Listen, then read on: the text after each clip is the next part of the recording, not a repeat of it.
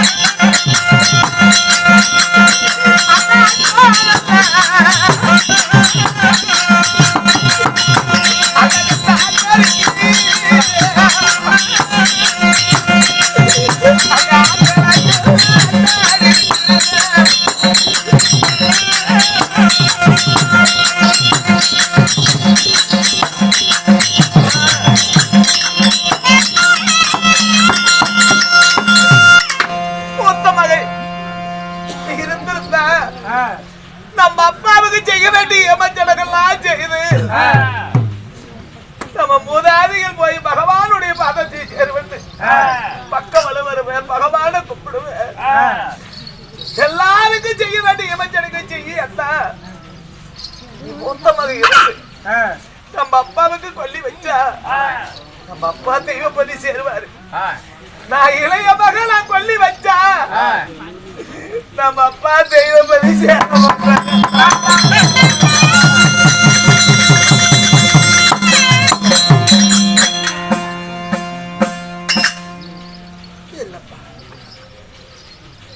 அயோத்தி வருவது முறையல்ல.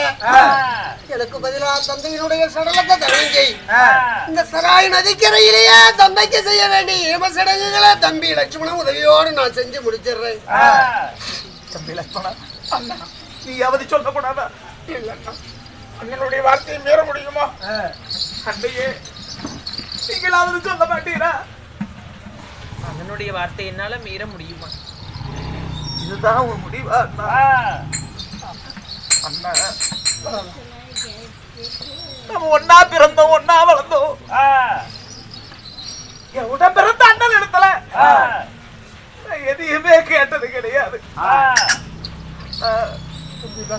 நான் உங்களோட கேட்பேன் மறுக்காம குடிப்பீரா? என்கிட்ட இருக்கிறது இந்த உடலும் உயிரும் தான். உனக்கு என்ன வேணும் கேள், என்கிட்ட இருக்கிறத எதையும் தருவேன். அண்ணா அண்ணா உங்க பாலையில் தரும் அண்ணா.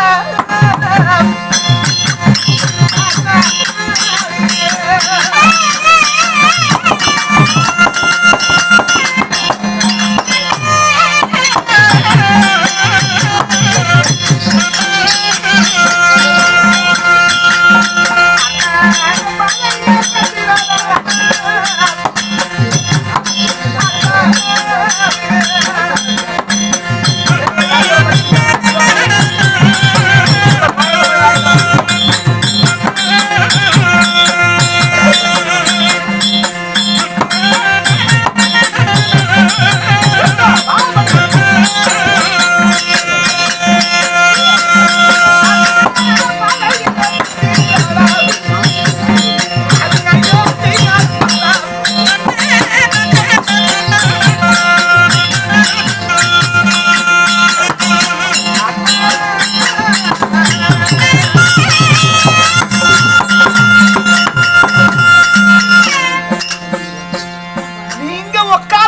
சிமாதானத்துல நான் ஒரு பொழுது உட்காந்து நான் அரைச்சாச்சு செய்வது கிடையாது.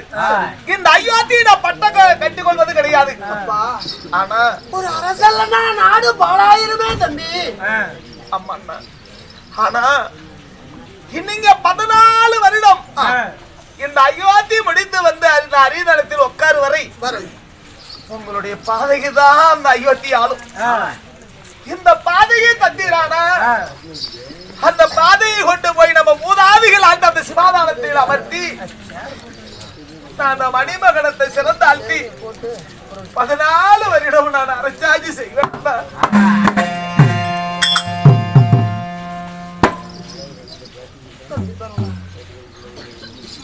உட்காரக்கூடிய அறையடையில நான் உட்கார்ந்து அரசாட்சி செய்ய அருகதையற்றவன் அண்ணனுடைய பாதையை அதில் வச்சு அரசாட்சி செய்யவேன் அப்படின்னு சொல்லி அப்பா போகும்போது வழிதுணையா வந்த இளைய தம்பி லட்சுமணன் ஒரு புறம் உட்காரக்கூடிய அரியணையில அமரமாட்டேன்னு சொல்லக்கூடிய தம்பி ஒரு புறம். நீ எத்தனை ஜென்மம் எடுத்தாதா இப்படிப்பட்ட சகோதரர்களோடு நான் பிறக்க போறேன். உனக்கு தேவை என்னுடைய பாதுகை.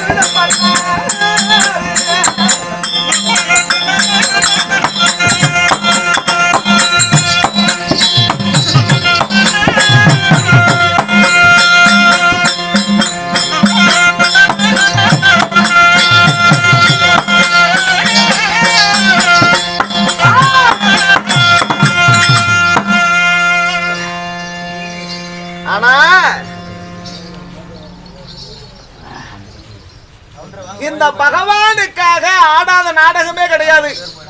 அத்தனை நாடகம் ஆடிட்டோம். ஆனா இன்றைக்கு ஸ்ரீ ராமச்சந்திரமூர்த்தி அந்த ராமகாவியத்துல ஒரு புண்ணியமான காவியம். ஆரணியும் பகவான் காட்டுக்கு போகும்போது அந்த ஓட செலுத்தக்கூடிய குகனை தான் முத கட்டி தழுவுனாராம். அப்பேற்பட்ட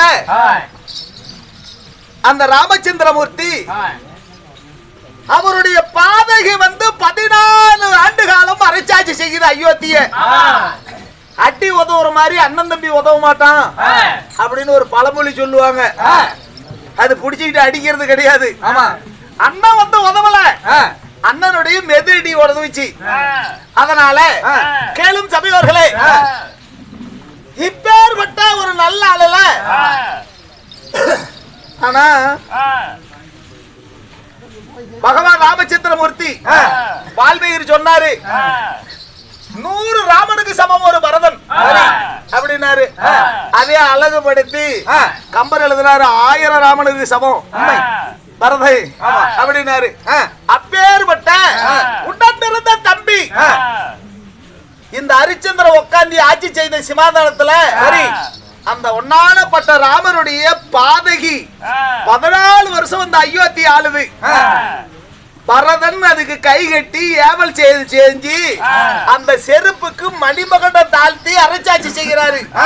கேளும் சபையோர்களே, இந்த மார்கழி நல்ல ஆளல இந்த பகவானுடைய பாதத்தை பொறுத்து ஒரு கல்புரம் தொட்டு கும்பிட்டு அவங்க உங்களை மனிதனுடைய காரியங்கள் பகவான வந்து அது வேணும் இது வேணும் காடு வாங்கணும் ஊடு வாங்கணும் தேவையில்ல. ராமா ராமா ராமான்னு சொன்னா சகல ஐஸ்வர்யங்களும் வந்து சேரும் அப்படின்னு வேதத்தின் விதிமுறை. அதனால உங்க கை குண்டானதை கொண்டு போட்டு காசு இல்லைனாலும் வந்து தொட்டு கும்பிட்டு போங்க, காசு இல்லைனாலும் வந்து தொட்டு கும்பிட்டு போங்க. இது பகவானுடைய ராமச்சந்திரமூர்த்தி. ஆமா, போய் நீர் கொடுக்க சொல்லல.